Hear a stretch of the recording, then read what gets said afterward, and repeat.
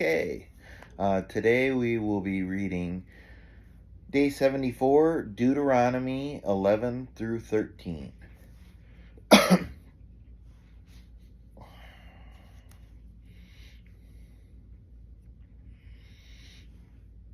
You shall therefore love the Lord your God and keep his charge, his statutes, his rules, and his commandments always. And consider today, since I am not speaking to your children who have not known or seen it, consider the discipline of the Lord your God, his greatness, his mighty hand, and his outstretched arm, his signs and his deeds that he did in Egypt to Pharaoh the king of Egypt and to all his land. And what did he say to the army of Egypt, to their horses and to their chariots, and how he made the water of the Red Sea flow over them as they pursued after you, and how the Lord has destroyed them to this day, and what he did to you in the wilderness until you came to this place, and what he did to Dathan and Abiram, the sons of Eliab, son of Reuben, and how the earth opened its mouth and swallowed them up, with their households, their tents, and every living thing that followed them, in the midst of all of Israel. For your eyes have seen all the great work of the Lord that he did. You shall therefore keep the whole commandment that I command you today, that you may be strong and go in and take possession of the land that you are going over to possess, and that you may live long in the land that the Lord swore to your fathers to give to them and to their offspring, a land flowing with milk and honey. For the land that you are entering to take possession of is not like the land of Egypt from which you have come, where you sowed your seed and irrigated it, like a garden of vegetables.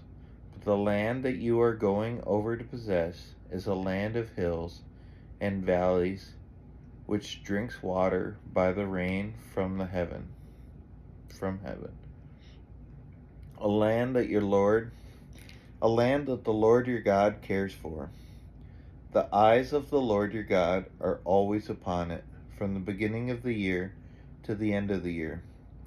And if you will indeed obey my commandments that I command you today, to love the Lord your God and to serve him with all your heart and with all your soul, he will give rain for your land in its season, the early rain and the later rain, that you may gather in your grain and your wine and your oil.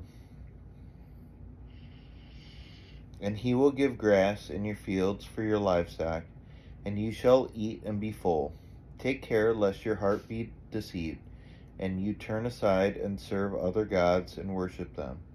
Then the anger of the Lord will be kindled against you, and he will shut up the heavens so that there will be no rain, and the land will yield no fruit, and you will perish quickly off the good land that the Lord is giving you. You shall therefore lay up these words of mine in your heart and in your soul,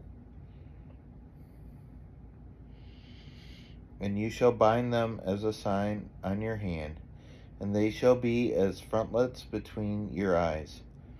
You shall teach them to your children, talking of them when you are sitting in your house, and when you are walking by the way, when you lie down, and when you rise. You shall write them on the doorposts of your house and on your gates, that your days and the days of your children may be multiplied in the land that the Lord swore to your fathers to give them, as long as the heavens are above the earth.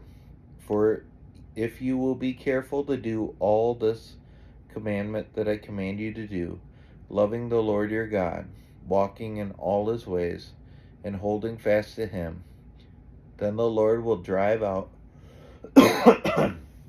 all these nations before you, and you will dispossess nations greater and mightier than you. Every place on which the sole of your foot treads shall be yours. Your territory shall be from the wilderness to the Lebanon, and from the river Euphrates, to the western sea. No one shall be able to stand against you. The Lord your God will lay the fear of you and the dread of you on all the land that you shall tread, as he promised you. See, I am setting before you today a blessing and a curse. The blessing, if you obey the commandments of the Lord your God, which I command you today, and the curse, if you do not obey the commandments of the Lord your God, but turn aside from the way that I am commanding you today, to go after other gods that you have not known. And when the Lord your God brings you into the land you are entering to take possession of it, you shall be blessing you. And when the Lord your God brings you into the land that you are entering to take possession of it, you shall set the blessing on Mount Gerizim, and the curse on Mount Ebal. Are they not beyond the Jordan, west of the road, toward the going down of the sun, in the land of the Canaanites, who live in Arabah, opposite Gilgal?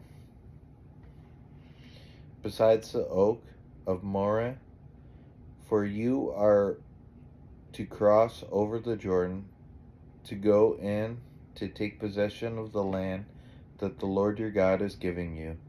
And when you possess it and leave it, you shall be careful to do all the statutes and the rules that I am setting before you today.